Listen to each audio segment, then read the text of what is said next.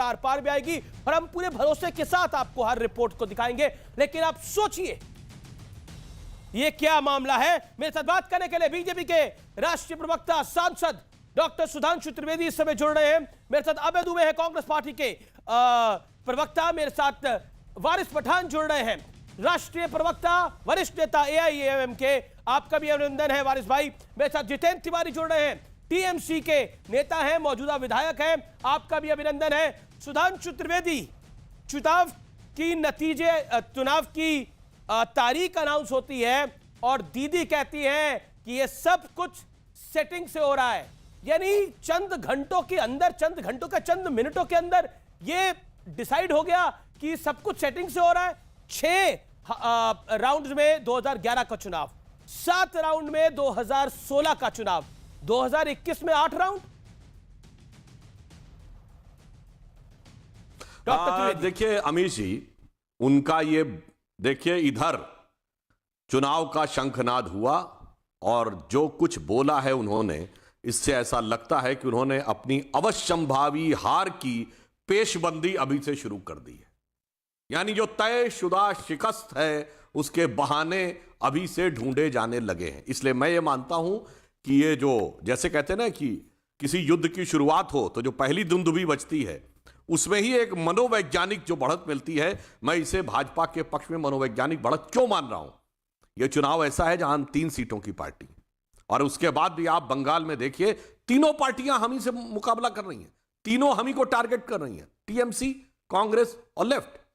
तो 3 सीटों वाली पार्टी 294 की विधानसभा में, उसके खिलाफ तीनों एक हों, तो यह दर्शाता है कि अब कैसा बदलाव है। आप देखिए 2011 में कितना वोट था हमारे पास, 4%।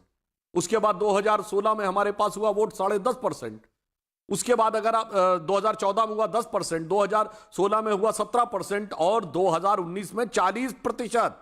हमारे और तृणमूल कांग्रेस के मत प्रतिशत में सिर्फ 3% का अंतर है। इसीलिए 3 सीटों वाली पार्टियों से तीनों को ही इतना खौफ नजर आ रहा है। इसलिए यह दर्शा रहा है कि बंगाल का जनमानस ने क्या तय कर लिया है। यह चुनाव कहां है, द्राविड़, असम और बंग, और तीनों में उठने वाली है राष्ट्रवाद की तरंग। जी। लेकिन ममता बनर्जी ने एक लाइन बोली, उन्होंने बोला बंगाली बंगाल पे राज करेगा, और मैं इकलौती महिला हूं पूरे देश में जो महिला मुख्यमंत्री हूं, मुझे जनता दोबारा चुन के भेज रही है। ये कान खोल के सुन ले भाजपा वाले। देखिए, मैं ये कहना चाहता हूं, बिल्कुल सही उन्होंने कहा है। ये बताइए, 3 राष्ट्रीय दल हैं, कांग्रेस, कम्युनिस्ट और भाजपा। कांग्रेस किसकी पार्टी है? एक अंग्रेज अधिकारी ए.ओ. ह्यूम ने बनाई 1885 में गुलामी के दौर में। कम्युनिस्ट किसने बनाई? 1925 में पीसी जोशी ने। ये तो अपने को अंतरराष्ट्रीय पार्टी मानते हैं, ये तो एक मल्टीनेशनल की इंडिया की शाखा है। और हमारा संस्थापक कौन?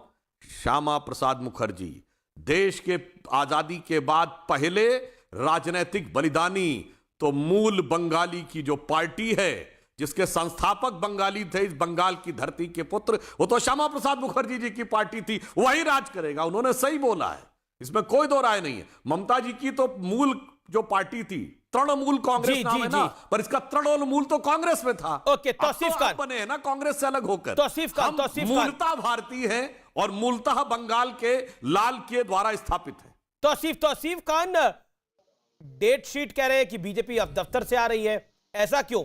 2011 में कितने राउंड थे? 6 राउंड। 2016 में कितने राउंड थे? 7 राउंड। अब 8 राउंड में क्या दिख रहा है? हार?